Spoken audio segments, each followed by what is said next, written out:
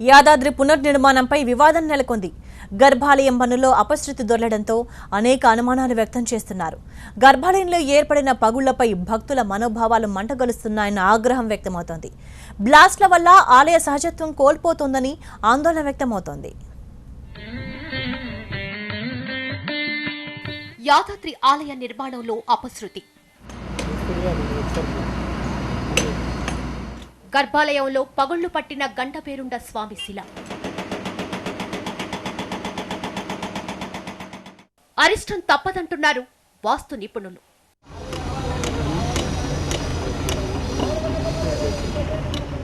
ఇలా యాదాద్రి పునర్నిర్మాణంపై వివాదాలు చుట్టుముట్టాయి.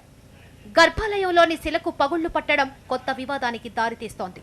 విస్తరణలో చేపట్టిన పనుల్లో అధికారులు నిర్లక్ష్యంగా వ్యవహరించారన్న ఆరోపణలొస్తున్నాయి.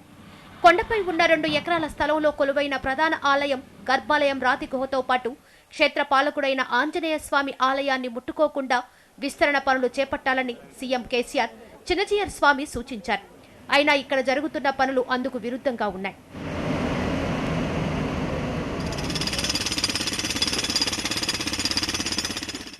భక్తుల మనోభావాలు దెబ్బతింటున్నాయనే విమర్శలు వినిపిస్తున్నాయి. క్షేత్రపాలకుడైన ఆంజనేయ స్వామి ఆలయంలో అంతర్భాగంగా ఉన్న శ్రీ గంటపేరుండ నరసింహస్వామి స్వయంభూవుగా వెలిశారని భక్తుల నమ్మకం. ఆంజనేయ స్వామి ఆలయం దిగువన భూమిలో అతి పెద్ద అఖండ శిల ఉంది. అయితే ఇటీవల ఆలయ విస్తరణ కోసం చేపట్టిన బ్లాస్టింగ్లో పవిత్రమైన ఈ శిలకు పగుళ్లు ఏర్పడ్డాయి. కాంట్రాక్టర్ తన తప్పును కప్పిపుచ్చుకునేందుకు ఇనుప చువ్వలను అనుసంధానం చేశారు. ప్రధాన గర్భాలయం దగ్గర దీపం గుండం ఉండేది. నిత్యం దీపాన్ని వెలిగించి స్వామివారికి నివేదించేవారు. అయితే అధికారుల నిర్లక్ష్యంతో కాంట్రాక్టర్లు యథేచ్ఛగా యంత్రాలు ఉపయోగించి ఆగమ వైదిక శాస్త్రాలకు విరుద్ధంగా పనులు చేస్తున్నారంటున్న భక్తులు ఇక్కడ శక్తివంతమైన పేలుళ్లు జరపొద్దంటున్నారు. ఈ గండపేరుండ విగ్రహం ఏదైతే ఉందో పగులు పట్టినాయి, దానికి అరిష్టమని కూడా భక్తులు చాలా విధంగా బాధపడుతూ ఉన్నారు. దీని మీద ముఖ్యమంత్రి గారు తగు విచారణ చేపట్టి తగు చర్య తీసుకోవాలని చెప్పేసి భక్తులుగా మేము మా ముఖ్యమంత్రి గారికి కోరుతా ఉన్నాం. పంచనాగ క్షేత్రంలో ఇలాంటి అపశృతులు జరిగితే రాబోయే కాలం రాష్ట్రానికి కూడా కీడుగా వచ్చిన ఇక్కడ స్థానిక పండితులు కానీ ఆగమశాస్త్ర నిపుణులు కానీ సంఖ్యాశాస్త్ర నిపుణులు కానీ చెప్తున్నారు. కాబట్టి ఇలాంటి తప్పుడు చర్యలు జరగకుండా ఇక్కడి నుంచి అయినా జాగ్రత్తగా చర్యలు తీసుకోవాలని, స్వయంభూలకు ఇలాంటి ఇబ్బంది లేకుండా ఎలా నష్టం లేకుండా ఈ క్షేత్రాన్ని విస్తరించాలని కోరుకుంటున్నాం. భక్తుల మనోభావాలను దెబ్బతీసే విధంగా యాదాద్రి ఆలయంలో పనులు జరుగుతున్నాయని ఆరోపిస్తున్నారు హిందూ పరిరక్షణ సమితి నేతలు. కేసీఆర్ మానసపుత్రికగా చేపట్టిన ఆలయ విస్తరణ పనులు ఉంచడంపై ఆగ్రహం వ్యక్తం చేస్తున్నారు. మూల విరాట్లు కూడా ఎక్కడ కూడా కదిలియాలని ఏ శాస్త్రంలో లేదు.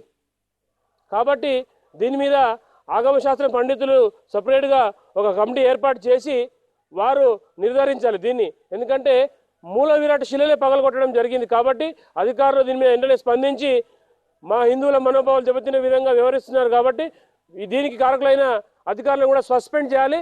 అవసరం అనుకుంటే ఈ సన్షైన్ కూడా ఇక్కడ నుంచి తీసేసి కొత్త వారికి కాంట్రాక్ట్ ఇచ్చి ఒక పర్యవేక్షణ కమిటీ ఆధ్వర్యంలో నిర్వహిస్తే బాగుంటుందని కోరుతున్నాం.